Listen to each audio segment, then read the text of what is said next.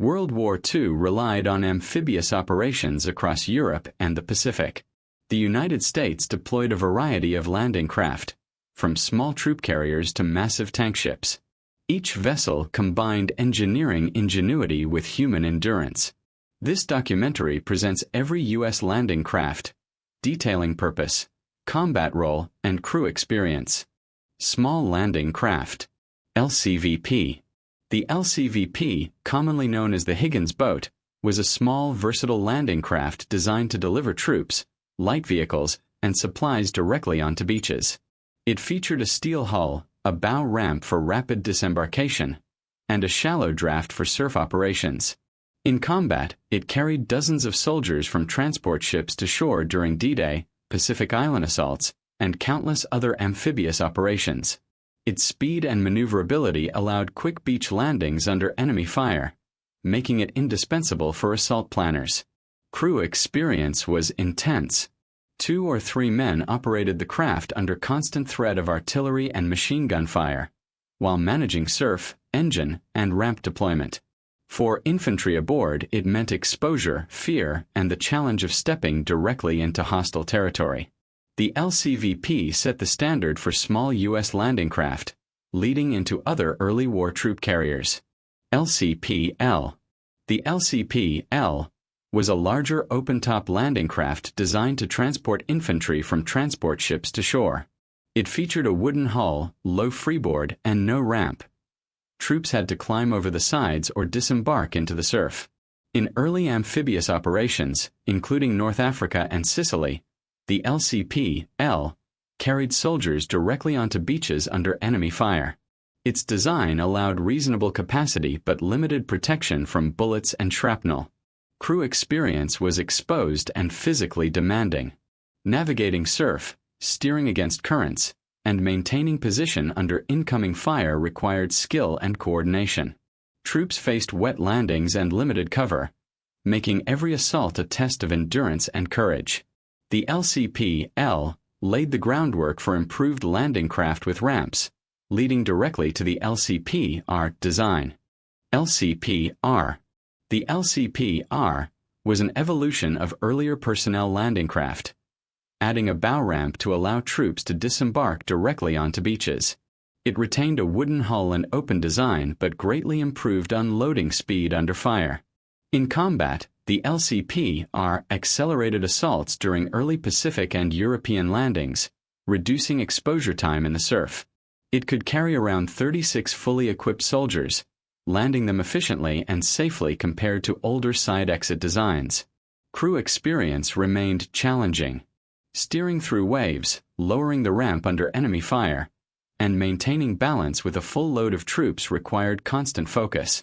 For soldiers, the ramp dramatically reduced vulnerability, yet each landing remained chaotic and dangerous. The LCPR set the standard for modern troop landing craft, paving the way for specialized variants. LCPS. The LCPS encompassed modified personnel landing craft tailored for reconnaissance, command, or special missions. Some were fitted with additional armor, radios, or weapon mounts, depending on operational needs. In North Africa, Italy, and Pacific theaters, these craft carried small strike teams, officers, or specialized equipment directly to contested beaches. Their versatility allowed commanders to conduct reconnaissance landings, forward observation, or rapid communication in the midst of amphibious operations. Crew experience was tense and highly skilled. Operating under enemy observation or fire, the crew needed precise navigation and coordination, while passengers often faced minimal protection. Every mission demanded both technical ability and nerves of steel. The LCPS demonstrated how small adaptations could expand the functional range of U.S. landing craft beyond routine troop transport. Medium and heavy landing craft. LCM-3. The LCM-3 was a medium landing craft designed to carry vehicles, artillery, and cargo directly onto beaches. It featured a flat-bottom hull, a bow ramp, and the capacity to transport a 30-ton load, including tanks or trucks. In amphibious operations, the LCM-3 delivered Sherman tanks, jeeps, and artillery pieces to support initial assaults. Its shallow draft allowed beaching close to shore, but surf and tides demanded careful handling. Crew experience was physically demanding. Pilots navigated waves, managed heavy loads, and coordinated with infantry and naval gunfire support. Maneuvering a fully loaded craft under fire tested both skill and endurance, while soldiers and vehicles aboard faced jolting landings. The LCM-3 became the backbone of medium landing operations, bridging the gap between small troop carriers and large tank ships. LCT 4-6. The LCT 4-6 was a heavy landing craft built to transport medium tanks, trucks, and artillery directly onto contested beaches. It featured a flat, reinforced hull, a bow ramp, and a cargo deck capable of carrying multiple vehicles simultaneously. In amphibious assaults, the LCT 4-6 delivered Sherman and Stuart tanks to support infantry and establish armored footholds. Precise navigation and beaching were critical, as misalignment could strand vehicles or damage the craft. Crew experience was intense and highly coordinated. Captains and deck crews managed surf, tides, and mechanical strain while under fire. 4 tank crews, disembarking onto sand or coral reefs, demanded nerves of steel and careful timing. The LCT 4-6 was essential in linking sea transport with land combat, enabling U.S. forces to bring armored power ashore. LCTR. The LCTR was a specialized version of the tank landing craft, equipped with multiple rocket launchers instead of carrying vehicles. Its flat deck and reinforced hull allowed it to unleash a barrage of rockets in support of amphibious assaults. In operations such as Normandy and Pacific landings, the LCTR provided pre-landing bombardment, suppressing enemy positions and clearing obstacles for incoming troops. Its firepower transformed the landing phase, compensating for lighter naval gun coverage near shore. Crew experience was high-pressure and hazardous. Operating rockets under combat conditions demanded coordination, precision, and constant awareness of both waves and enemy fire. Noise, smoke, and recoil created a chaotic environment, testing both skill and composure. The LCTR illustrated U.S. innovation in turning transport vessels into mobile fire support platforms. LCTA/LCTP. The LCTA and LCTP were adapted tank landing craft designed to carry either armored vehicles or large groups of personnel. They retained the flat, reinforced hull and bow ramp, but interior layouts were modified for cargo protection or troop accommodation. In combat, these variants transported tanks, trucks, and hundreds of soldiers directly onto beaches, supporting major operations across Europe and the Pacific. Their flexibility allowed commanders to tailor landings to mission requirements, combining armor and infantry in coordinated assaults. Crew experience was demanding. Navigating shallow surf, maintaining stability under heavy loads, and coordinating with naval and infantry units required constant attention. For troops and vehicle crews, every landing involved rapid debarkation under potential fire. These LCT variants demonstrated the U.S. approach to multi-role amphibious craft, combining mobility with mission-specific adaptation. Specialized and experimental landing craft. LST. The LST was a large amphibious vessel designed to carry dozens of vehicles, tanks, and hundreds of troops directly onto beaches. It featured a robust steel hull, bow doors with a ramp, and a shallow draft to enable beaching under its own power. In World War II, LSTs were central to operations from Normandy to Pacific Island assaults, transporting the bulk of armored and mechanized forces for sustained landings. Their size allowed multiple vehicles to disembark simultaneously, establishing armored footholds quickly. Crew experience was challenging and exhaustive. Operating a massive vessel in surf, under potential fire, demanded precise coordination between navigation, engineering, and deck teams.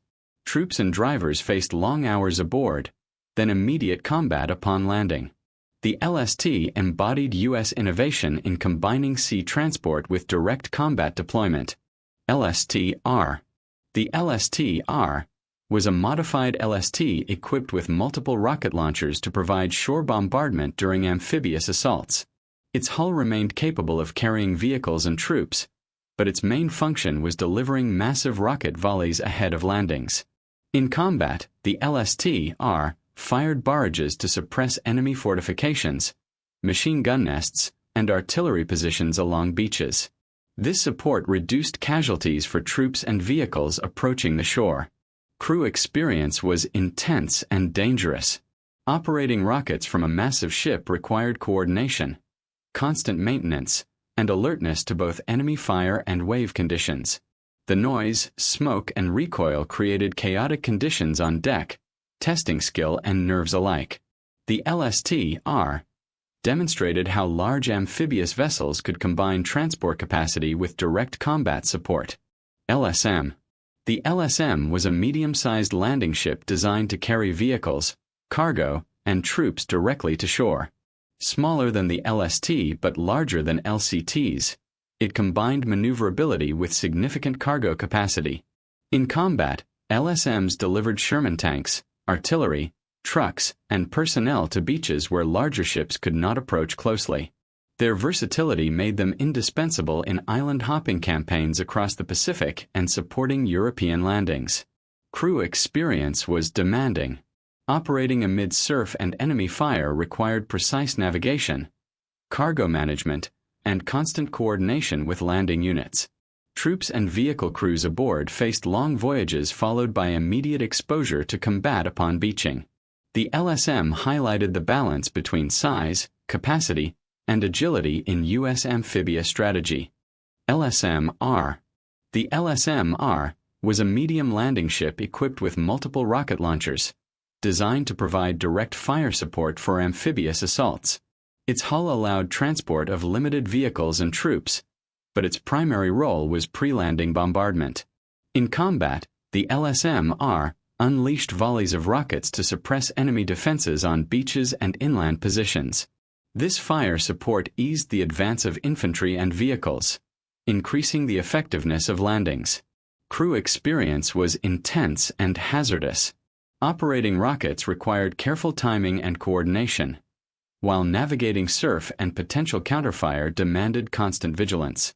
The deck was chaotic, filled with smoke, noise, and the tension of incoming enemy fire. The LSMR illustrated U.S. innovation in merging transport capability with mobile artillery support, utility and support landing craft. LCV. The LCV was a small, versatile utility landing craft designed to transport trucks, cargo, and small vehicles from ship to shore. It featured a flat-bottom hull, a simple bow ramp, and moderate cargo capacity for flexible support operations. In amphibious campaigns, LCVs ferried essential supplies, ammunition, and equipment to troops on contested beaches. Their constant trips kept frontline units supplied, sustaining momentum during prolonged assaults. Crew experience was repetitive but critical. Navigating surf, managing cargo, and coordinating with larger landing vessels demanded precision and endurance. Exposure to waves, weather, and occasional enemy fire made each run a high-stakes logistical operation. The LCV exemplified the essential, often overlooked support role that kept U.S. amphibious forces operational. DUKW. The DUKW, nicknamed the Duck, was a six-wheeled amphibious truck designed to carry troops, supplies, and equipment from ship to shore and across beaches. It combined land and water mobility, with a waterproof hull and propeller-driven water navigation. In combat, DUKWs transported fuel, ammunition, food, and personnel directly onto beaches, bridging the gap between landing craft and inland operations. They proved essential in sustaining forces after initial assaults, particularly in Normandy, Italy, and the Pacific. Crew experience was exposed but vital. Drivers navigated surf, sand, and rough terrain while maintaining speed and stability, often under enemy observation or fire. Their adaptability and resilience made the Duck a cornerstone of U.S. amphibious logistics.